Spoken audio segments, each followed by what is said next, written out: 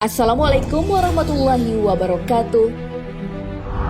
Sahabat beriman, sholat adalah tiang agama. Pengerjaan sholat ini diperintahkan Nabi Shallallahu Alaihi Wasallam dilakukan secara berjamaah. Pasalnya, sholat berjamaah akan mendapat pahala 27 derajat. Namun tak semua mengerjakannya secara berjamaah. Ada yang memilih untuk sholat sendiri. Lalu benarkah sholat sendiri itu dipengaruhi oleh syaitan? Apa yang akan terjadi jika kita sholat sendiri? Dan bagaimana menghindari pengaruh setan dalam sholat? Simak ulasannya dengan menonton video ini hingga akhir. Tentunya hanya di channel Islam Populer. Tapi sebelum lanjut, jangan lupa klik subscribe, like, dan lonceng notifikasi untuk mendukung channel ini agar terus menyiarkan syiar Islam.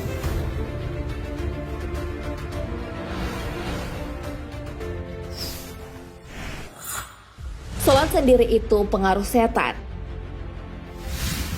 Orang yang melaksanakan sholat sendirian ternyata benar terpengaruh oleh bisikan setan.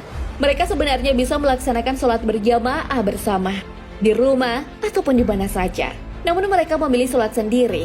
Hal ini sesuai sabda Rasulullah Shallallahu Alaihi Wasallam. Jika ada 3 orang di sebuah perkampungan atau lembah, mereka tak mengerjakan sholat berjamaah, maka mereka telah dipengaruhi setan. Oleh karena itu, kalian wajib mengerjakan sholat berjamaah. Sebab hanya kambing yang terpencil dari kawanannya yang akan menjadi mangsa serigala. Hadis riwayat Abu Daud. Setan akan selalu membisikkan godaan agar manusia terjerumus dalam kemaksiatan. Hal itu tentu saja mereka lakukan agar manusia mengikuti jejak yang sesat. Setan tak akan menyerah untuk menggoda manusia walaupun rajin beribadah. Hal itu adalah bagian dari janji iblis untuk menyesatkan manusia. Janji itu termaktub dalam Al-Quran. Iblis menjawab, "Karena engkau telah menghukumku tersesat, maka saya benar-benar akan menghalang-halangi mereka dari jalanmu yang lurus. Kemudian saya akan mendatangi mereka dari muka dan dari belakang mereka, dari kanan dan dari kiri mereka. Dan engkau tak akan mendapati kebanyakan mereka bersyukur."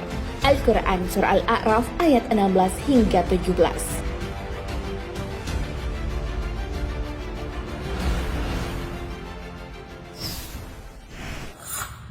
Setan mengganggu saat sholat. Sholat sendiri juga akan memudahkan setan untuk mengganggu konsentrasi kita. Gangguan itu seperti salah membaca ayat, pikiran melayang kemana-mana, atau lupa jumlah rakaat. Hal lain yang menjadi gangguan setan adalah melakukan gerakan tambahan. Gerakan tambahan yang dimaksud seperti menoleh ke kiri dan ke kanan, padahal belum salam. Hal ini sesuai hadis dari Aisyah radhiyallahu anha. Ia berkata, "Saya bertanya kepada Rasulullah Shallallahu Alaihi Wasallam tentang hukum menengok ketika sholat. Rasulullah Shallallahu Alaihi Wasallam menjawab, itu adalah curian setan atas sholat seorang hamba." Hadis riwayat Bukhari. Salah satu setan yang akan mengganggu saat sholat dengan mengacaukan bacaan kita bernama kinzib. Hal ini sesuai sabda Rasulullah Shallallahu Alaihi Wasallam. Utsman bin Abil As datang kepada Rasulullah dan mengadu, "Wahai Rasulullah, sesungguhnya setan telah hadir dalam sholatku dan membuat bacaanku salah dan rancu." Rasulullah Shallallahu Alaihi Wasallam menjawab, "Itulah setan yang disebut kinzib. Apabila kamu merasakan kehadirannya, maka meludahlah ke kiri 3 kali dan berlindunglah kepada Allah Subhanahu Wa Taala. Aku pun melakukan hal itu dan Allah Subhanahu Wa Taala menghilangkan gangguan itu dariku." Hadis riwayat Muslim.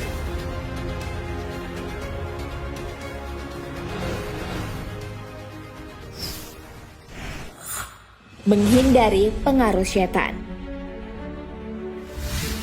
Agar terhindar dari gangguan setan saat sholat, para ulama menyarankan kita untuk membaca istighfar dan al-mu'awwizatain, yaitu surah Al-Falaq dan surah An-Nas. Sholat adalah tiang agama, sehingga setan akan melakukan segala cara agar tak melakukan perintah itu. Oleh karena itu, jika kesempatan masih diberi, hendaklah kita melaksanakan sholat berjamaah. Hal ini tentu untuk menghindarkan kita dari bujuk rayu setan. Karena sesungguhnya setan tempatnya di neraka dan memiliki perilaku yang buruk. Nah sahabat beriman, itulah sholat sendiri yang ternyata dipengaruhi oleh setan.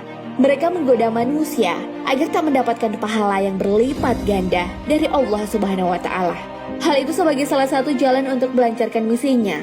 Misi tersebut adalah mengajak manusia untuk sesat dan menemaninya di neraka kelak. Hal ini sesuai firman-Nya dalam Al-Quran. Allah Subhanahu wa Ta'ala berfirman, "Sesungguhnya kamu termasuk orang-orang yang diberi tangguh sampai kepada hari yang telah ditentukan waktunya, hari kiamat." Iblis menjawab, "Demikian kekuasaan engkau, aku akan menyesatkan mereka semuanya, kecuali hamba-hambamu yang mukhlis di antara mereka." Al-Quran Surah Sya'ad ayat 80 hingga 83. Wallahu a'lam bishawab.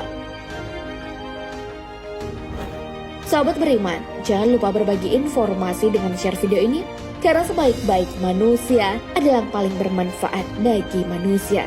Wassalamualaikum warahmatullahi wabarakatuh.